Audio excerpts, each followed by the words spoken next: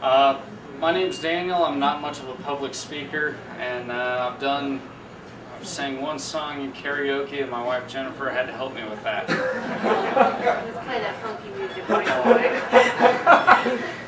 I'd like to thank all the vets, both whether it was combat or just serving in a time of peace.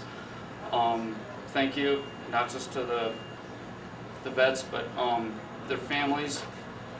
I know from personal experience, anybody that's related to or knows somebody that's been in, they've all probably made some form of sacrifice, even if it is fill in a box. I mean, that's taking time out and thinking of somebody.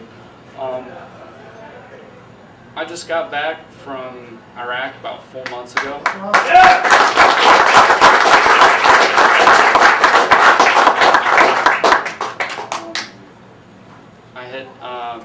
I'll have 10 years in the Army, and in May. While I was over there, I re-enlisted for another 6 years for needs of the Army. Didn't really get a whole lot for that. Prior to that, when OIF 3 was going on, I extended for another 2.5 years and didn't really get anything for that. Coming back, I've seen a lot of things on the news. My own family, my parents, a lot of my relatives have served.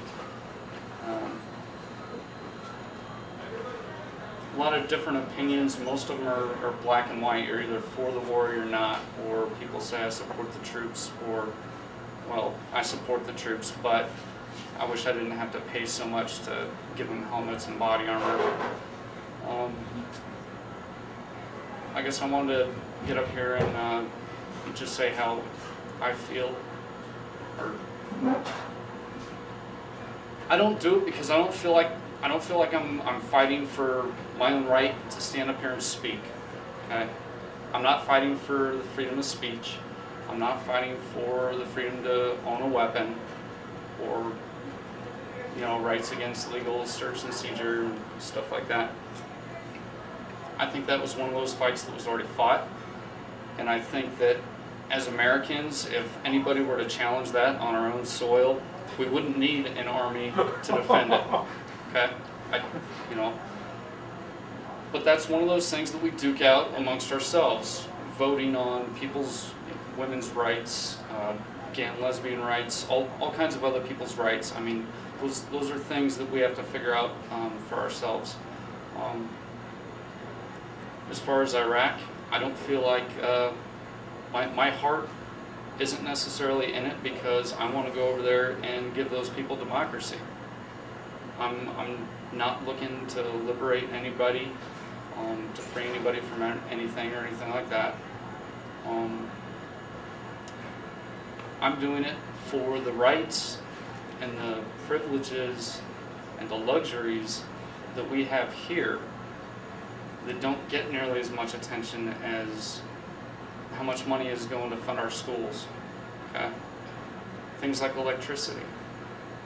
That's nice. Believe me, electricity is nice. When you don't have it. Yeah. Well, I mean, we got batteries, we got generators, I mean, stuff like that.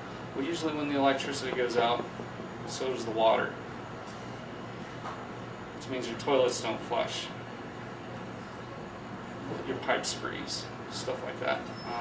It's a big inconvenience. Stuff like that happens in Iraq.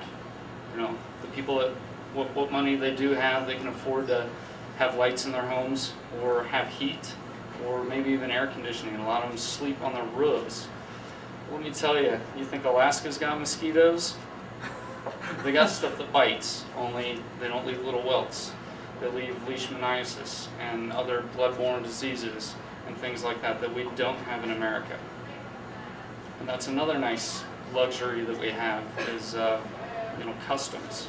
Yeah, it's a hassle. You visit Hawaii and you want to come back and man, you think it's bad getting your bag searched. Well, now customs is going through and checking your shampoo to, see what kind of herbs it's made out of.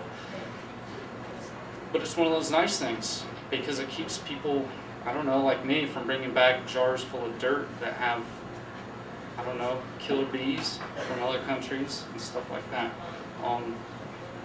Those are things that we have every day that don't really get a whole lot of recognition. You don't notice things until things go bad. The DC snipers, those were 2 people taking crack shots. They didn't kill a whole lot of people, but they had an entire city scared to go pump gas.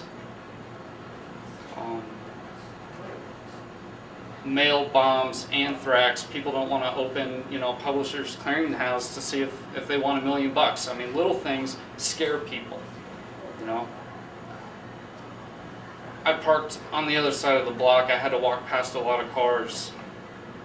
I saw BMWs amongst other things, but I didn't see any white bongo trucks. I didn't see any blue Opals. I wasn't scared that a single one of them was going to blow up. I wasn't scared that somebody that looked like maybe they were, packing a little bit of Christmas goodies, wasn't strapped with, some explosives, because those problems don't happen in America.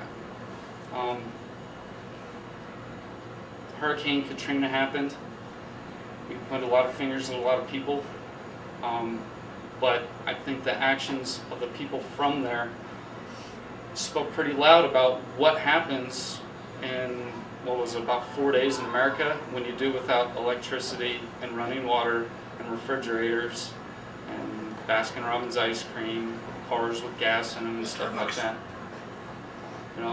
So I don't fight for anybody's freedom of speech or my right to stand here. I'm doing it because I want to keep other countries' problems in their country, on their ground. So I don't have to worry about buildings getting flown into. So I don't have to worry about the car being parked out in front of this pizza joint blowing up. I don't have to worry about stuff like that.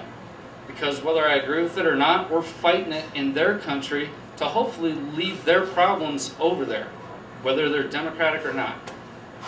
So my name's Daniel. Thank you for your time.